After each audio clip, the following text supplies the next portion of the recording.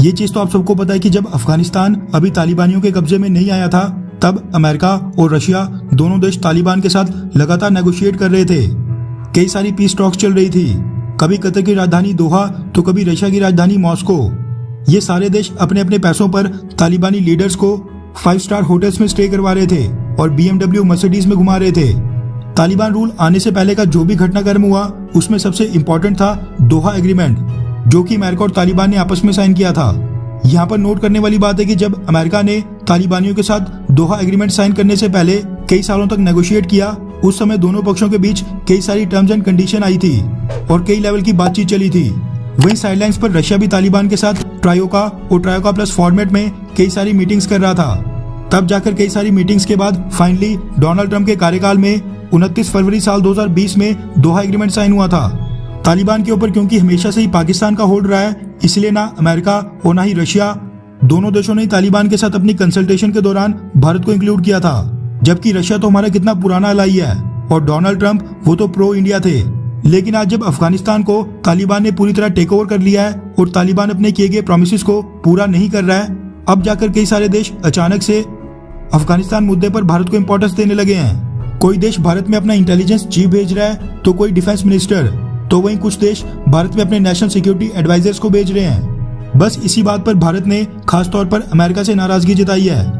दरअसल recently America में political leaders और टॉप जनरल्स की कांग्रेशनल हियरिंग के बाद अब ये डिबेट शुरू हो गई है कि क्या जो अफगानिस्तान में 15 अगस्त को कोलैप्स हुआ, उसके लिए क्या जो बाइडेन एडमिनिस्ट्रेशन अकेले ही जिम्मेवार है या फिर पुरानी डोनाल्ड ट्रंप की सरकार, और जो उसने तालिबान के साथ उस समय दोहा एग्रीमेंट साइन किया था। जिसके बाद रिसेंटली भारत के विदेश मंत्री डॉक्टर एस जयशंकर साहब Washington based US India strategic partnership forum को संबोधित कर रहे थे, जो कि भारत और यूएस की स्ट्रेटेजिक पार्टनरशिप को मजबूत करने के लिए खड़ा किया गया फोरम है। रेफरेंस के लिए आपकी स्क्रीन पर द इकोनॉमिक टाइम्स के एक आर्टिकल का स्क्रीनशॉट है, जिसके मुताबिक एस जयशंकर साहब ने इस फोरम को संबोधित करते हुए कहा कि जो भी दोहा पीस डील्स हुई, जो भी वहां पर नेगोशिएशंस चली, उसके लिए भारत को कभी भी कॉन्फिडेंस में नहीं लिया गया था।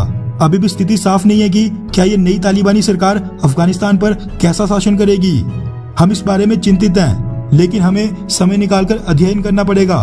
यानी अफगानिस्तान में जो कुछ भी हुआ, उसमें भारत का लेना देना बिल्कुल नहीं है। भारत को तो अमेरिका ने कॉन्फिडेंस तक में नहीं लिया था, जिसके बाद अब पीछे मुड़कर एनालिसिस करना चाहिए कि क्या गलती हुई। उन्होंने कहा कि हमने पहले भी साउथ एशिया में एक साथ मिलकर काम किया है और जिस तरह से इंडो पैसिफिक के डायनेमिक्स चेंज हो रहे हैं, उसके लिए क्वाड बेहद इंपॉर्टेंट है। और अब तो अफगानिस्तान का भी सिक्योरिटी फैक्टर सामने है। अफगानिस्तान पूरे रीजन के लिए एक इशू है और इंडो पैसिफिक एक बेहद इंपॉर्टेंट रीजन है। यहाँ पर रूल बेस्ड इंटरनेशनल ऑर्डर और टेरिटोरियल इंटीग्रिटी के प्रति सम्मान होना ही चाहिए। यानी वो चाइना को इनडायरेक्टली कह रहे थे कि चाइना इंडो पैसिफिक में अंतर्राष्ट्रीय कानूनों का सम्मान करे।